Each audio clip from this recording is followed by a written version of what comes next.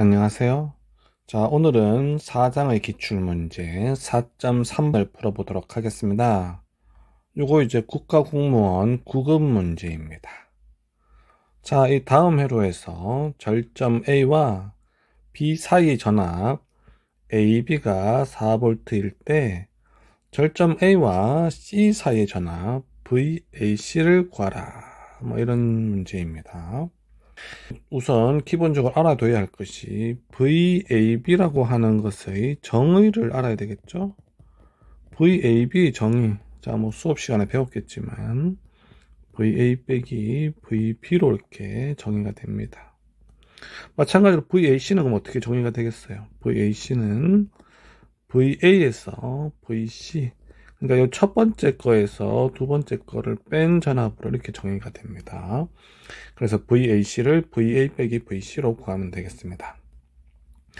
자, 그러면 이제 문제를 풀어볼까요? 자, 이제 문제를 보면은 여기 이제 20V라고 나와 있죠? 그리고 AB 사이의 전압이 지금 4V라고 되어 있습니다. 자, 그래서 이쪽을 이제 접지로 한번 잡아볼게요. 접지로 뭐 한 군데 아무 데나 잡아도 상관없죠. 그리고 4V가 이제 이렇게 걸리는 거니까 VA의 전압은 4V가 될 겁니다. 그렇죠? 여기가 이제 4V가 됩니다. 그럼 여기가 이제 몇 볼트가 걸린다요? 6옴 여기가 좀 총 여기가 20V죠? 여기가 20V니까 여기가 이제 16V가 이쪽에 양면에 걸리게 되네요. 그럼 이쪽에 이제 전류가 얼마가 흐르죠? 전류가 6분의 16. 그러니까 약분하면 어떻게 되나요? 이쪽으로 흐른 전류가 3분의 8A만큼 전류가 이렇게 위로 흐르게 됩니다. 그럼 3분의 8A가 이제 위로 이렇게 흐르게 되고요. 그럼 이거 밑으로는 전류가 얼마나 흐르나요? 이 밑으로는 전류가 6분의 4A죠? 6분의 4A니까 3분의 2A가 밑으로 흐르게 됩니다. 3분의 2A가 이제 밑으로 흐르게 되고요. 위로는 3분의 8이니까 3분의 8 빼기 3분의 2 하면 얼마죠? 3분의 6이죠. 3분의 6이니까 2A죠? 2A가 이제 이쪽으로 흐르게 됩니다. 그래서 이 I가 지금 2A입니다. 자, 문제에서 I 값이 나오지 않고 있죠? I 전류 전환에 값이 나오지 않기 때문에 이거 어떻게 푸는 건가 이렇게 헷갈릴 수 있는데 위에 I의 전류 전환의 값은 2A 이렇게 흐르게 됩니다. 자, 그러면 이제 요 C의 이제 전압을 구하면 되는 거죠. 왜냐면 VA의 전압은 지금 우리가 4V로 좀 알고 있는 거죠. 4V로 알고 있는 거니까 이제 VC만 구하면 되는데 전류 값을 알고 있죠. 2A 전류 값을 알고 있으니까 2A 계속 이렇게 흐르죠. 그럼 여기 전압이 얼마 걸리나요?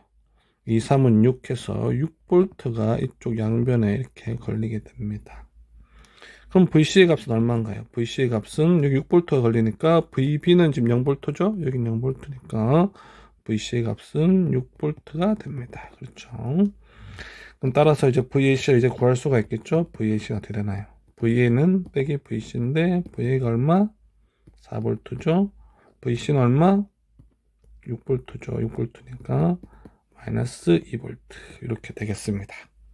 그래서 정답은 마이너스 2V가 되겠습니다.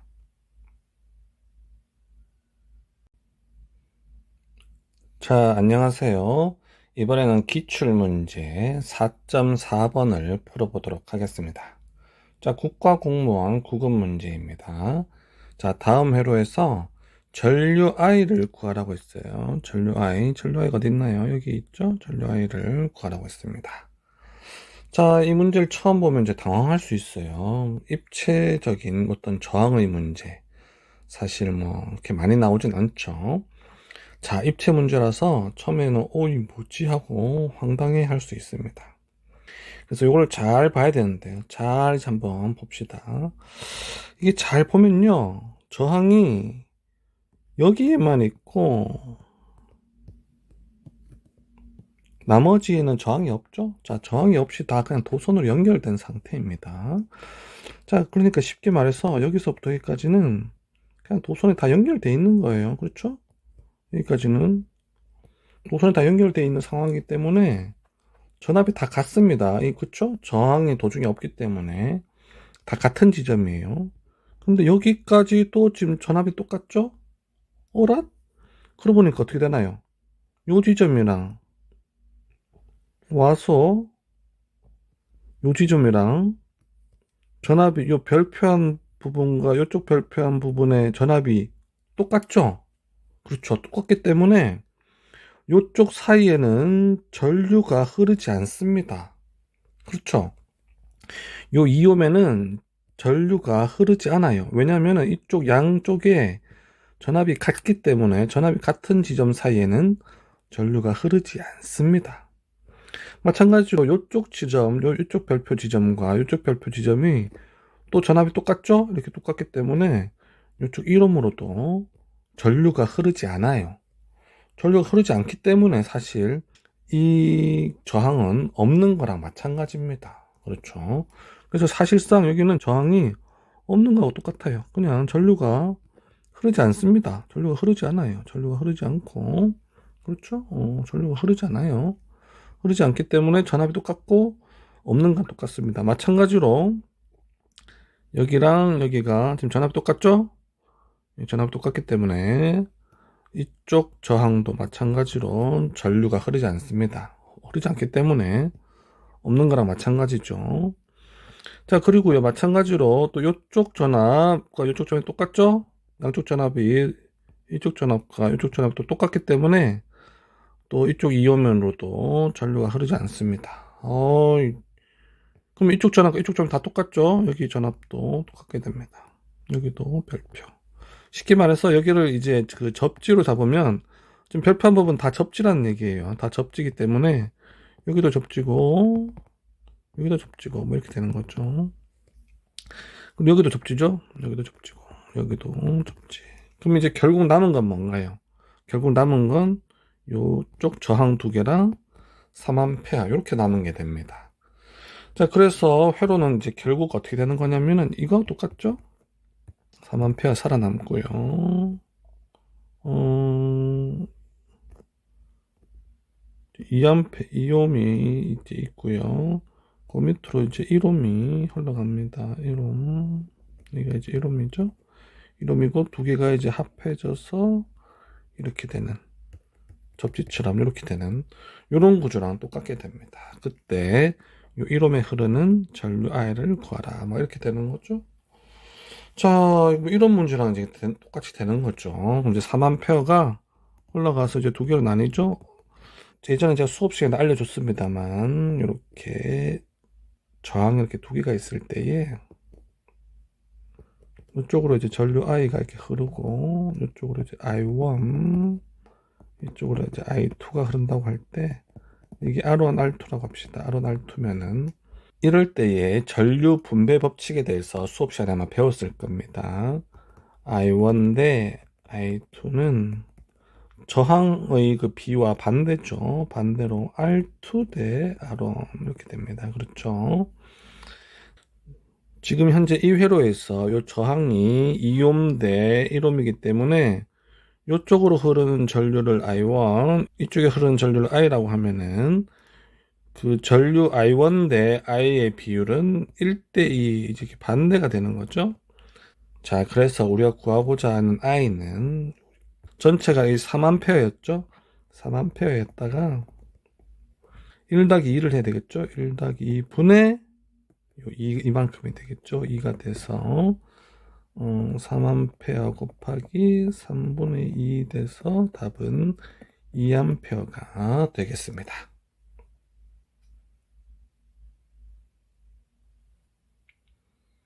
자, 이번에는 기출문제 4.6번을 풀어보도록 하겠습니다. 자, 서울시 공무원 7급 문제네요. 자, 이런 회로가 주어졌는데요. 여기서 이 Vx의 값을 구하라 했습니다. Vx가 어디 있냐면 이제 여기 있죠? 여기 중간에 Vx 플러스 마이너스 전압을 구하는 문제입니다. 자, 이거 전형적인 이거 노드 해석법 문제죠? 자, 문제를 풀어볼게요. 자, 노드 해석법에서 처음에 이제 제일 처음에는 이렇게 접지를 잡아주는 게 좋습니다. 그렇죠? 보통 맨 밑에 부분을 접지로 잡아줍니다. 그럼 이제 여기가 0V가 되겠죠. 얘가 0V가 되면 여기다 얼마인가요? 마이너스 50V가 될 겁니다. 그렇죠? 이 플러스 마이너스가 뒤집어져 있죠? 플러스 마이너스가 뒤집어져 있기 때문에 이런 거 주의하셔야 됩니다. 자, 그러면 이제 여기는 어떻게 되나요? 여기는 Vx만큼 걸리죠? Vx, 우리가 구하고자 하는 Vx가 여기에 있습니다. 자, 그리고 이쪽 전압은 어떻게 되나요? 이쪽 전압은 지금 값을 모르죠? 모르기 때문에 V1으로 미지수를 하나 정하도록 하겠습니다. 자, 그리고 이게 여기가 0V니까요. 여기 쪽은 100V가 되겠네요. 그렇죠? 100V. 전압을 아는 지점은 바로바로 값을 적어주는 게 좋습니다. 자, 그렇게 되면 미지수가 총 몇 개인가요? 미지수가 지금 총 2개네요. 미지수가 V1하고 Vx 2개고, 그러니까 방정식을 2개만 세우면 되겠죠? 방정식 2개만 세우면 연립방정식을 이용해서 우리가 원하는 Vx를 구할 수가 있을 겁니다. 자, 그러면 우리가 그 노드 해석법을 이용해서 방정식을 세워봅시다. V1 노드에서 방정식을 세워볼까요? 이때는 키르호프의 무슨 법칙을 이용하죠? 키르호프 커런트로, 그렇죠? 키르호프 전류 법칙을 이용해서 수식을 세웁니다. 자, 혹시나 키르호프 전류 법칙이 뭔지 모르는 학생을 위해서 설명을 드리면, 들어오는 전류의 합은 나가는 전류의 합 같다. 이게 이제 키르호프 전류 법칙이죠. 자, 이제 이걸 계산하기 전에 그 각 지점에서 전류의 방향을 우리가 마음대로 결정을 해줘야 되겠죠.